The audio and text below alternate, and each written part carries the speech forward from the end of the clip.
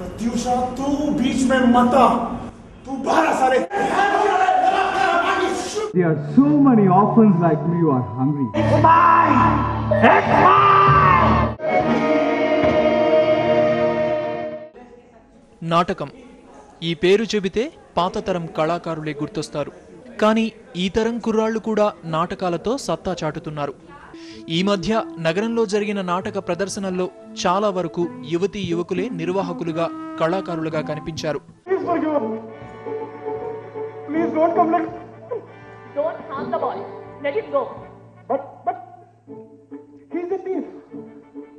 హైదరాబాద్లో నాటకాలు వీక్షించే ప్రేక్షకుల సంఖ్య రోజురోజుకి పెరుగుతోంది.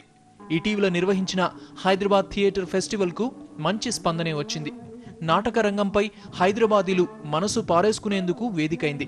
సామాజిక అంశాలతో నాటకాలు, సందేశాత్మక హాస్య నాటకాలకు మంచి ప్రేక్షకాదరణ ఉంది. కొన్నేళ్ల క్రితం వరకు హైదరాబాద్లో నాటకాలకు ఆదరణ తక్కువగా ఉండేదని నిర్వాహకులు చెబుతున్నారు. 3-4 ఏళ్లుగా ప్రేక్షకుల సంఖ్య పెరుగుతోందని అంటున్నారు. హైదరాబాద్లో నాటకాలకు మంచి డిమాండ్ ఉందని, అయితే ప్రేక్షక లోకం ఎప్పటికప్పుడు కొత్తదనం కోరుకుంటోందంటున్నారు. నాటకాలను వీక్షించే వారిలో సాఫ్ట్వేర్ ఇంజనీర్లు, పర్యాటకుల సంఖ్య ఎక్కువగా ఉంటోంది. ప్రతి షో హౌస్ఫుల్ గా కనిపిస్తోంది. న్యూ ఇయర్ వేడుకల్లో భాగంగా నాటక ప్రదర్శనలు జరగటం విశేషం.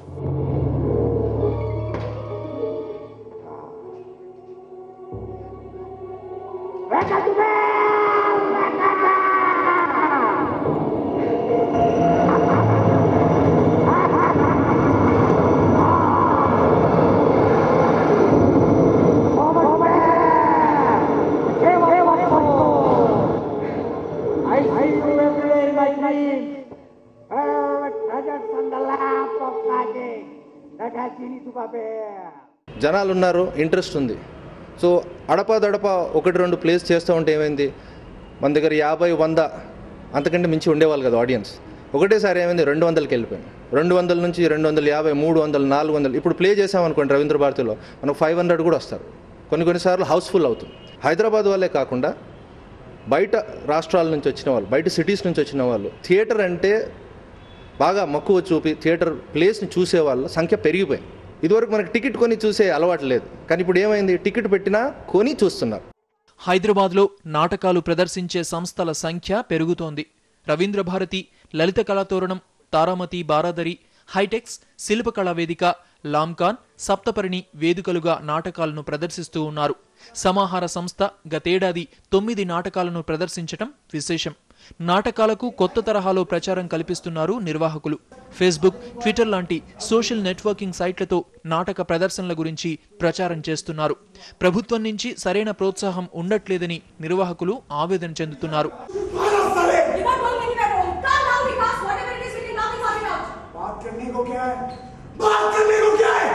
ముందు ఎలా అంటే థియేటర్ ఒక ఎంటర్టైన్మెంట్ అని అనుకున్నారు. తర్వాత ఇక్కడ తెలుగు థియేటర్లో స్పెషల్లీ ఎందుకు అది రివైవల్ ఎందుకు అవుతుంది అని అంటున్నా అంటే, తెలుగు థియేటర్, తెలుగు నాటక రంగంలో జనాలు చేస్తున్నారు, ఇప్పుడు కూడా అలాగే ఉంది. అది దానికి ఎంకరేజ్మెంట్ అనేది గవర్నమెంట్ నుంచి రావాలి. గవర్నమెంట్ చాలా తక్కువలో ఇది చేస్తున్నారు. మాట్లాడతారు, చాలామంది మాట్లాడతారు, చాలామంది పెద్దలు ఉన్నారు, నాటక రంగంలో మహామహిళలు ఉన్నారు, అందరూ అంటున్నారు ఓ అది చేయాలి ఇచ్చేయాలి అంటారు. కానీ అంతే, అవన్నీ మాటలు, ఉట్టి మాటలు, అస్సలు ఎవ్వరేం చేయట్లేదు. నాటకాలు ప్రదర్శించటం అంత సాధారణమైన విషయం కాదు. కొన్ని నెలల పాటు ప్రాక్టీస్ అవసరం. పాఠశాల స్థాయిలో నాటకాలు ప్రదర్శించిన వాళ్ళు, థియేటర్ ఆర్ట్స్ చదివిన విద్యార్థులు, యాక్టింగ్ కోర్సులు చేసిన వారు నాటకాలను ప్రదర్శిస్తూ ఉన్నారు. నాటకాలు ప్రదర్శించే వారిలో ఫుల్ టైం కళాకారులు ఉన్నారు. నాటకాల ద్వారా సినిమా అవకాశాలు సాధించేందుకు ప్రయత్నిస్తున్నారు. నాటక రంగంలో రాణిస్తే సినిమాల్లో మంచి అవకాశాలుంటాయన్నది వీరి అభిప్రాయం.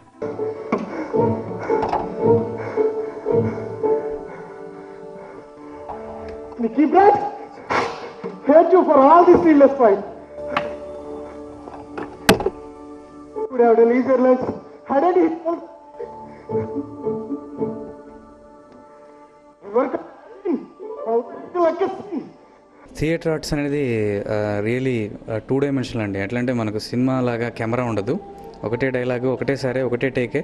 సో అది డెఫినెట్గా చాలామంది కళాకారులకు యూజ్ అవుతుంది. ఫిలిం యాక్టర్స్ కానివ్వండి, లైక్ పూర్వకాలం అసలు స్టార్ట్ అయిందే మనకు థియేటర్తో అనమాట. అది ఒక బేస్ లాంటిది. ఆ బేస్ బాగుంటే మనం ఎన్ని పిల్లర్స్ అయినా కట్టచ్చు. సో సింగిల్ టేక్ ఆర్టిస్ట్గా మనం we can mould our self. And రంగస్థలం మీద ఎంతోమంది గొప్ప కళాకారులు, ఫిల్మ్ యాక్టర్స్, పెద్ద పెద్ద స్టార్లు అయిపోయారు. సో సో ఇప్పుడు థియేటర్ ఆర్ట్స్ చేసేవాళ్ళు కూడా, యాక్టర్స్ కూడా స్కోప్ ఈజ్ హ్యూజ్ స్కోప్. ఇతర ప్రొఫెషనల్స్కి చెందిన కొందరు హాబీగా నాటక ప్రదర్శనల్లో పాల్గొంటున్నారు. వీకెండ్లో ప్రాక్టీస్ చేసి సంవత్సరానికి 2-3 నాటకాలను ప్రదర్శిస్తూ ఉన్నారు. వ్యక్తిత్వ వికాసానికి, ఇతర స్కిల్స్ పెంచుకోవటానికి కూడా నాటక రంగం మేలు చేస్తుంది అంటున్నారు.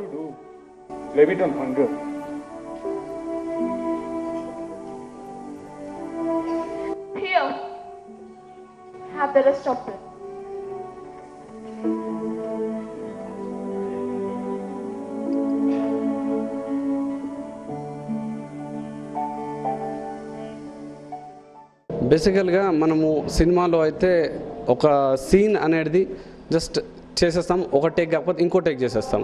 కానీ థియేటర్స్ అట్లా కాదు, లైవ్. సో మనం చాలా ప్రిపేర్ అయిపోతాం. దీంతో పాటు ఏమవుతుందంటే స్టేజ్ ఫియర్ అలాంటివన్నీ వెళ్ళిపోయి మనకు తెలియకుండా మనకు స్కిల్స్ పెంచుకుంటాం. ఆబ్వియస్గా పెరుగుతూ ఉంటాయి skills. So this way we can improve our skills. నాటక రంగాన్ని బతికించాలన్న తపనే ఈ కళాకారుల్లో కనిపిస్తోంది. స్పాన్సర్ల అండదండలు, ప్రభుత్వ ప్రోత్సాహం లేకపోయినా నాటక రంగానికి ప్రాణం పోసేందుకు ఈ తరం యువత ప్రయత్నిస్తోంది.